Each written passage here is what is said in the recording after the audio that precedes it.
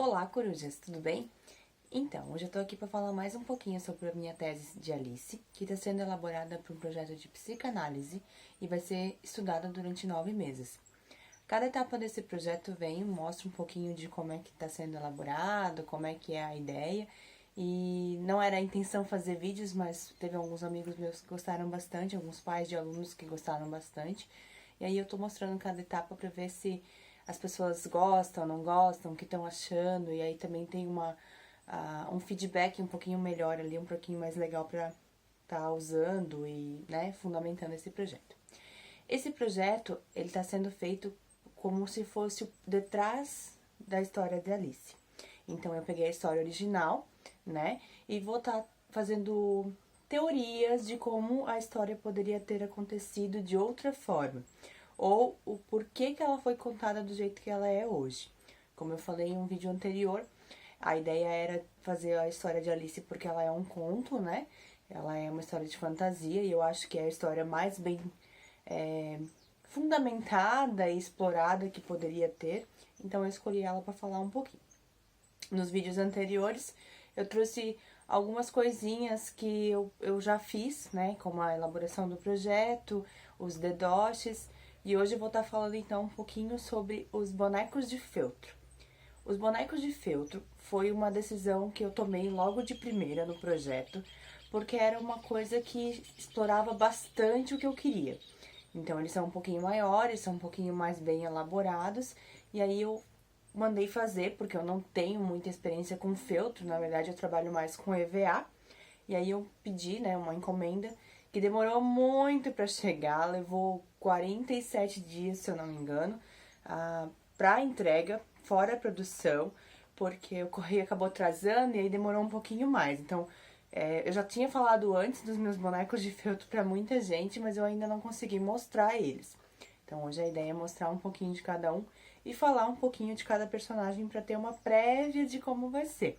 Não vou contar tudo o que eu pensei pro personagem, mas vou estar mostrando o modelinho do boneco e contando um pouquinho de cada teoria por trás de cada um, tá bom? Então, claro que a primeira tinha que ser a Alice, né? Essa é a minha Alice de feltro. Ela foi elaborada por uma menina de São Paulo. Eu comprei no site da Elo7, que eu acredito que é o melhor site que eu conheço para artesanato, né? E essa é a minha Alice. A Alice, então, é uma menina que, segundo a minha história, minha versão fictícia, é uma menina que sofre de transtornos. Ela tem ansiedade, ela sofreu por violência na infância, e a minha história é contada do ponto de vista de Alice. Então, ao longo dos vídeos, né, do projeto, eu vou trabalhar tudo da perspectiva de Alice. Como Alice vê o mundo, como Alice vê os outros personagens, qual a função de cada personagem para Alice, a função de cada etapa da história, porque eu acredito que tem algumas etapas que são divergentes, são diferentes, né? Como, por exemplo, o Lago de Lágrimas. Quem já leu a história sabe. O fato da Alice crescer e diminuir também é uma coisa que eu vou explorar bastante. Então, essa é a minha Alice de feltro. Ela vai estar nas contações de história e vai estar também na ideia de que tudo parte do ponto de vista de Alice. Tudo vai ser fundamentado por Alice. Então, essa é a minha Alice, linda. Ficou muito fofa, ficou muito melhor do que eu pensei que ficaria. O projeto que a menina fez foi muito show de bola. Eu fiz 5 personagens, né? Porque eram os que eu precisava no momento. Mas ficou bem show de bola. Então, essa é a Alice de feltro. Depois da Alice, um dos personagens mais importantes e um dos personagens que mais vai fazer sentido no final é o nosso coelho branco, tá? O coelho branco é o coelho que a Alice persegue durante toda a história, toda a contação da história. A Alice vê o coelho branco como se ele fosse uma luz no fim do túnel, uma coisa que o tempo vai fazer passar para ela, dentro da visão de que a Alice tem um transtorno pós-traumático, né, a violência e tudo mais. Então, o coelho branco, ele vai ter a finalidade de ser a luz no fim do túnel de Alice, mas eu vou falar só do coelho em um certo momento, tá? Ele é uma peça-chave no projeto da Alice. um final feliz, vamos dizer assim, tá? Mas é uma peça fundamental. E esse é o coelhinho que veio de feltro, então, tá? Uma coisa que eu não gostei, na verdade, não é que eu não gostei, que eu vou implementar ainda nele, é o relógio, porque eu acho que o relógio é fundamental pro coelho, e ele não veio com o relógio, né? Ele é muito a referência de tempo, e nesse feltrinho aqui não veio, mas eu vou estar elaborando aí um reloginho pra ele. Ao longo da história, Alice encontra diversos personagens. Não teria como fazer todos os personagens de feltro. Quem já comprou coisas de feltro conhece, sabe que são muito caras as coisas de feltro. Então eu acabei optando só pelos personagens que eu achei mais importantes naquele momento. Depois da Alice correr atrás do coelho, ela vai encontrando ao longo da história alguns personagens. Eu escolhi os que são mais fundamentais pra ela, tá? Não é bem na sequência, tá? Mas agora eu preciso falar dele. Esse é o Chapeleiro. O Chapeleiro, na verdade, pra minha tese, ele é o melhor amigo de Alice. E ele tá no hospital psiquiátrico junto com ela, tá? E ele é fundamental pra que Alice continue. Ele tem esse ar de maluquinho, porque ele sofre de esquizofrenia. E aí ele é uma criança também, como Alice, né? E ele tem uma peça-chave fundamental pra Alice em alguns momentos, né? Na hora do chá e tudo mais. A Lebre também tem uma história bem bacana do meu ponto de vista, só que eu optei não contar a Lebre agora. Então, só o Chapeleiro. O Chapeleiro é, então, o melhor amigo de Alice, tá? E eu vou contar mais sobre ele ao longo da história, ao longo dos contextos, né? Mas acho que ele é bem bacana, porque ele é como se fosse um parceiro pra ela. Ele dá motivação pra ela continuar, e ele é uma criança que sofre dos mesmos problemas que ela e vê as mesmas coisas que ela dentro do hospital psiquiátrico, né, na minha teoria. Então, essa é uma peça bem bacana do projeto.